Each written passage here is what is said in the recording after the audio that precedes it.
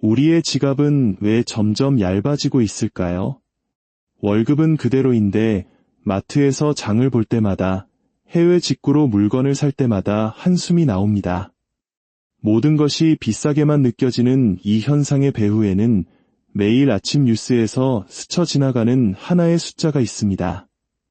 바로 원달러 환율입니다. 환율이 올랐다는 말 많이 들어보셨죠? 이 말은 단순히 숫자가 변했다는 의미가 아닙니다. 1달러를 사기 위해 더 많은 원화를 내야 한다는 뜻이고, 이것은 곧 우리가 가진 돈, 바로 원화의 가치가 떨어졌다는 것을 의미합니다.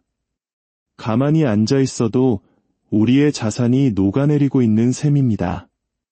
우리가 가진 집값이나 주식이 조금 올랐다고 안도할지 모릅니다. 하지만 환율 상승폭을 고려하면 실제로는 자산 가치가 하락한 것일 수 있습니다. 투자를 하지 않는 사람들은 더 큰 손해를 보고 있는 것이죠. 지금 우리는 보이지 않는 경제의 파도 속에서 표류하고 있습니다. 이 모든 혼란의 시작, 환율은 대체 왜 이렇게 치솟는 걸까요? 여기에 아주 기이한 미스터리가 있습니다. 대한민국은 전 세계가 인정하는 수출 강국입니다.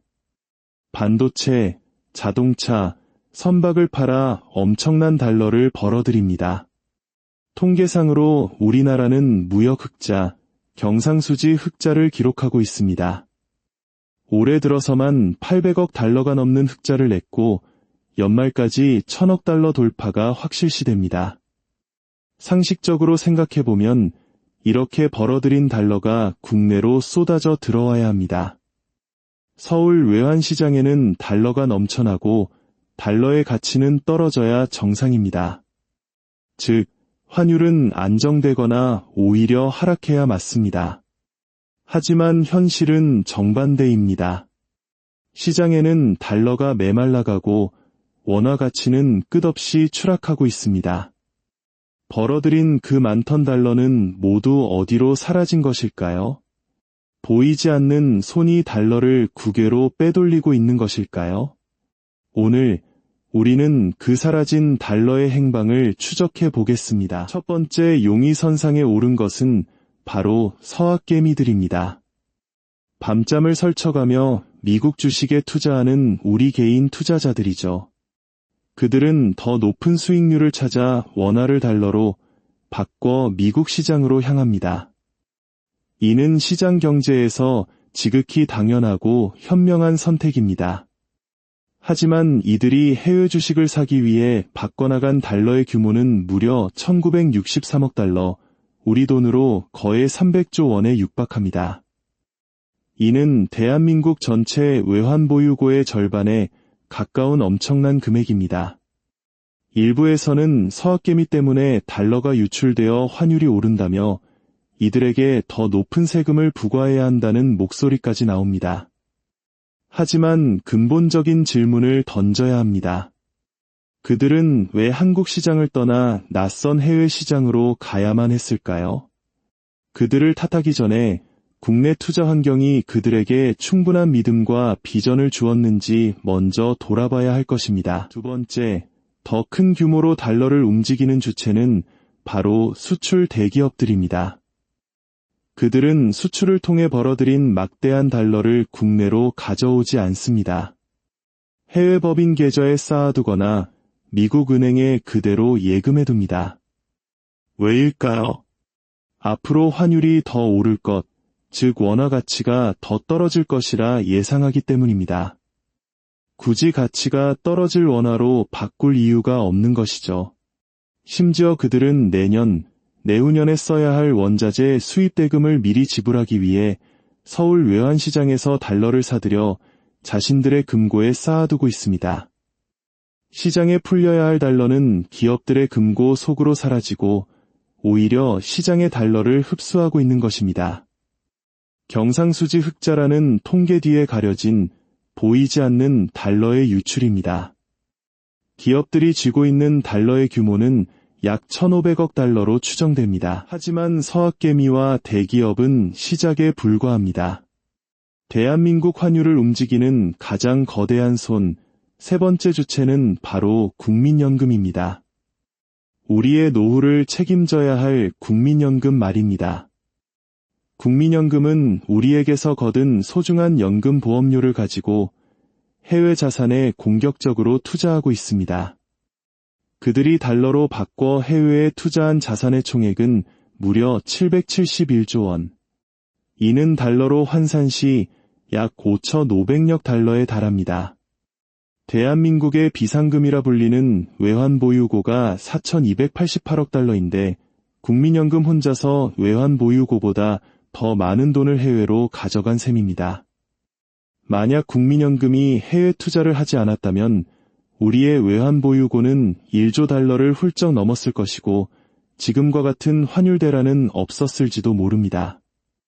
물론 수익률을 위한 선택이었겠지만 그 선택이 역설적으로 우리 원화의 가치를 뒤흔드는 결과를 낳고 있는 것입니다. 네 번째 흐름은 우리 기업들의 해외 직접 투자입니다. 미국 대통령이 한국에 와서 투자를 요청하면 우리 기업들은 막대한 규모의 투자 계획을 발표합니다. 현지에 공장을 짓고 일자리를 만들기 위해 수백억, 수천억 달러를 해외로 내보냅니다. 이렇게 빠져나간 돈의 순 잔고만 해도 9,690억 달러에 달합니다. 여기에 더해 다섯 번째 요인으로 앞으로 미국에 투자하기로 약속한 금액, 미국산 LNG를 사주기로 한 금액까지 합하면 수천억 달러가 추가로 유출될 예정입니다. 시장은 이 미래의 유출 가능성을 미리 가격에 반영합니다. 앞으로도 달러는 계속 부족해질 것이다라는 공포감이 시장을 지배하고 너도 나도 달러를 사들이는 패닉 바잉 현상이 벌어지면서 환율은 더욱 치솟게 되는 악순환이 반복됩니다. 이 모든 이야기를 들으면 희망이 없어 보입니다. 앞으로도 원화 가치는 계속 떨어지기만 할까요? 놀랍게도 경제 전문가들은 2에서 3년 안에 정반대의 현상이 나타날 것이라고 예측합니다. 거대한 반전의 열쇠는 아이러니컬하게도 환율을 무너뜨렸던 가장 큰 주체, 바로 국민연금이 쥐고 있습니다. 국민연금 기금은 곧 고갈되기 시작합니다. 연금을 받아야 할 노인 인구는 급증하는데 보험료를 낼 청년 인구는 줄어들기 때문이죠. 연금을 지급하기 위해 국민연금은 그동안 해외에 투자했던 막대한 달러 자산을 팔아서 다시 원화로 바꿔야만 합니다. 수천억 달러의 돈이 한꺼번에 국내 시장으로 쏟아져 들어오는 것입니다. 그 순간 서울 외환시장은 달러의 홍수를 맞게 될 것이고 달러 가치는 폭락하며 원화 가치는 폭등하는 지금과는 180도 다른 원화 강세의 시대가 열릴 수 있습니다. 그렇습니다. 지금의 위기는 1997년 IMF 외환위기와는 근본적으로 다릅니다. 그때는 우리가 정말 달러가 없어서 나라가 부도날 뻔했지만 지금은 다릅니다. 우리에게 돈이 없는 것이 아닙니다. 서학개미가 투자한 돈, 기업이 해외에 쌓아둔 돈, 국민연금이 굴리는 돈, 모두 우리 대한민국의 국부입니다. 다만 그 돈이 지금 서울이 아닌 뉴욕과 해외에 있을 뿐입니다. 중요한 것은 정부가 안정적인 것이 경제정책을 통해 이 돈이 다시 한국으로 돌아올 수 있다는 믿음을 시장에 심어주는 것입니다. 환율은 오르기도 하고 내리기도 하는 파도와 같습니다. 중요한 것은 파도에 휩쓸리지 않고 우리 경제라는 배의 중심을 굳건히 잡는 지혜일 것입니다. 2에서 3년 뒤 원화 강세의 시대가 왔을 때 우리는 또 다른 기회를 맞이하게 될 것입니다. 그날을 위해 지금의 파도를 현명하게 항해해야 할 때입니다.